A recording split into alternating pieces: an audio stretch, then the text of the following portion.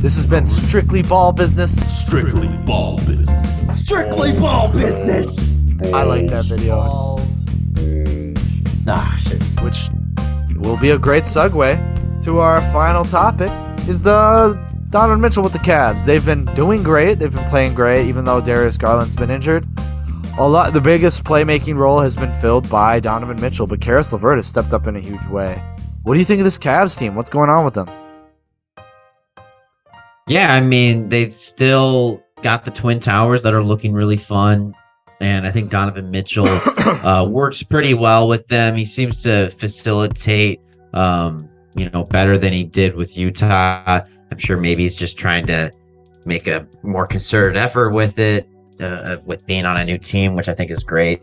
But his scoring's been great. He's been pretty efficient, with it, the exception of the last game. I don't think he had that high of a scoring output, but otherwise, like, he's exactly what they needed for a guy that can lead the offense and be their top scorer. They're really missing that alpha guy. I mean, they have Darius Garland, who can be a 20-point per game scorer, but I don't think he should be your first option. No. And Evan Mobley maybe could be, but I mean, he's still young. It's hard to give him the reins as the first option right now. And then Jared Allen, I mean, he's a post guy, so ideally he's not your first option. He's more of a secondary scorer regardless. So they needed this type of guy. Yeah, they did, definitely. And I don't think even if Darius Garland had that skill set where he could be a first option, I don't think he should be, because his playmaking is so good. Naturally, you want to slip him to the secondary or third or tertiary.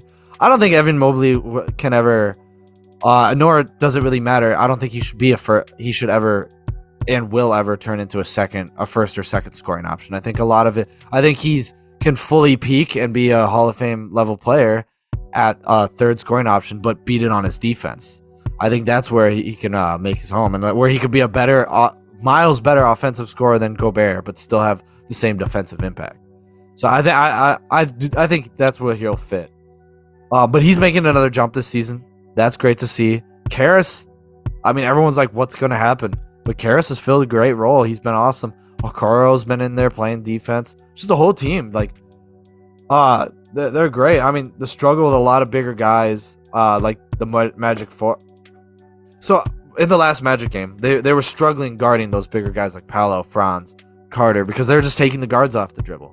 And because when you have smaller guys like Caris and Donovan Mitchell on the floor, and even when Darius Garland's back, like, it's tough because a lot of teams know that they can take out, like, especially 5-out teams like the Magic can pull Allen and Mobley out of the paint, and then they just beat up on their guards because their guards are very undersized guards, even for being a 1-3. Like, Caris is 6'4", 6'6", which is not tall for a small forward at all. If that's your next tallest guy, I mean, they can get beat up, especially by guys like Paolo or Franz Wagner, who are like 6'9" to 6'10", you know?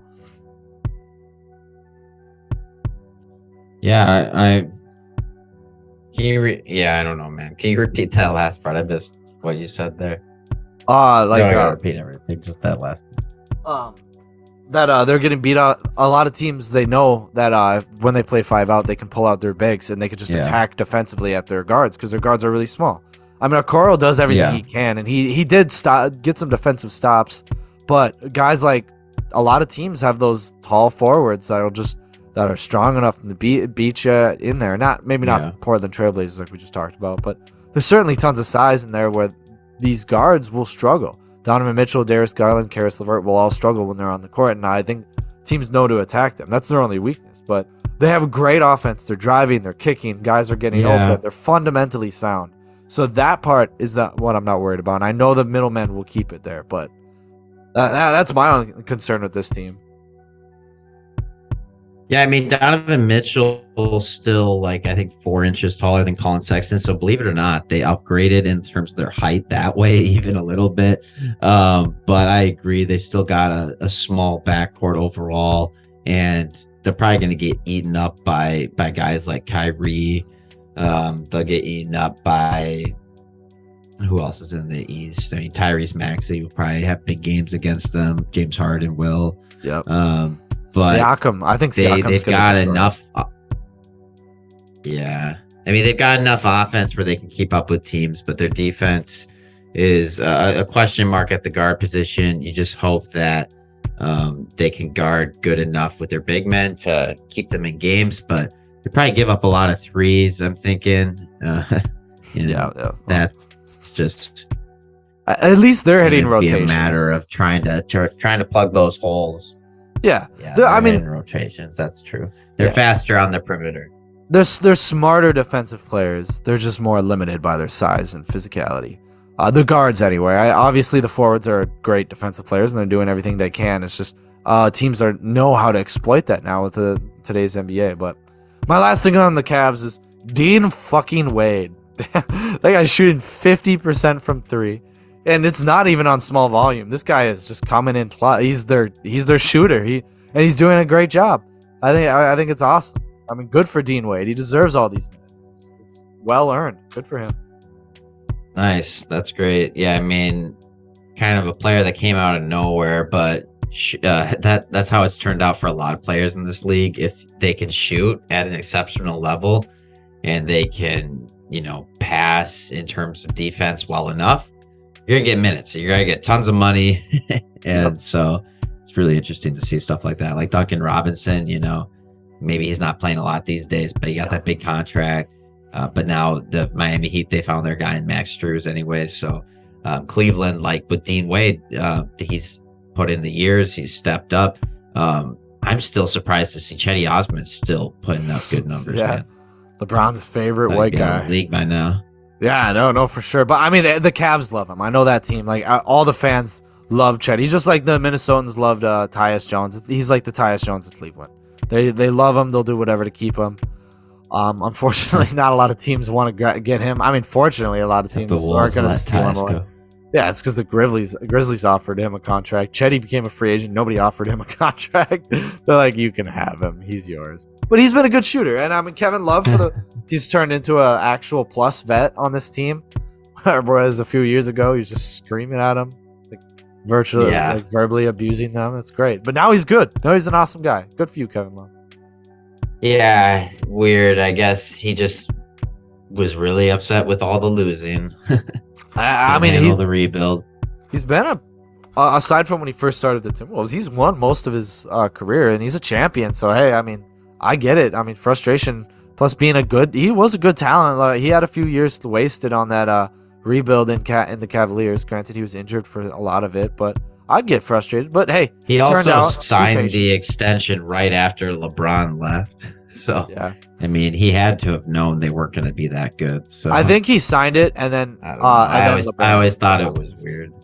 I thought he designed it right before I between don't think that's between true. Kyrie getting traded, and LeBron leaving. No, Maybe, but I think Because- it maybe happened the same offseason LeBron left, but then like he should have known that it was going to happen. Like you're I mean- telling me LeBron didn't give Kevin Love any idea that he was going to leave? I mean, yeah, I think it Sure, was. he told him. Yeah, he probably told, but then again, it wasn't for sure because that was when Colin Sexton was first drafted, and they're like, and I remember watching the draft, and they're like, "Hey, do you have any words to get LeBron to stay?" And he's like, "Please stay, man."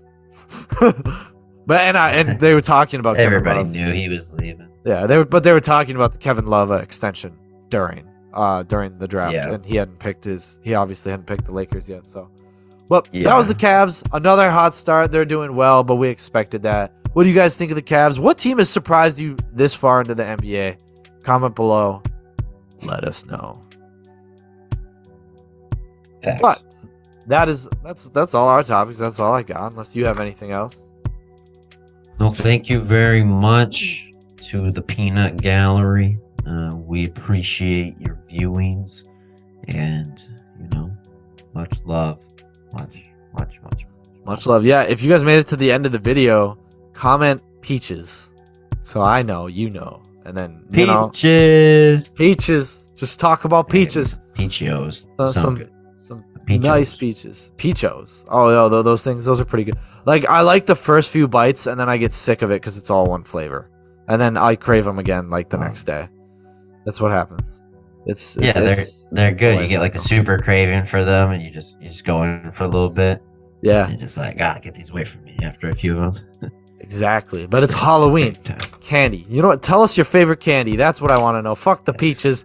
Now, if you made it to here, tell me your favorite candy. Then we'll know you're a real guy, like music lover. A one fan. But that's it. Thanks for coming this week, guys. We appreciate it. Oh man. Yeah, we'll get them someday. Someday. Well, this has been Strictly Ball Business. Yes. Signing out.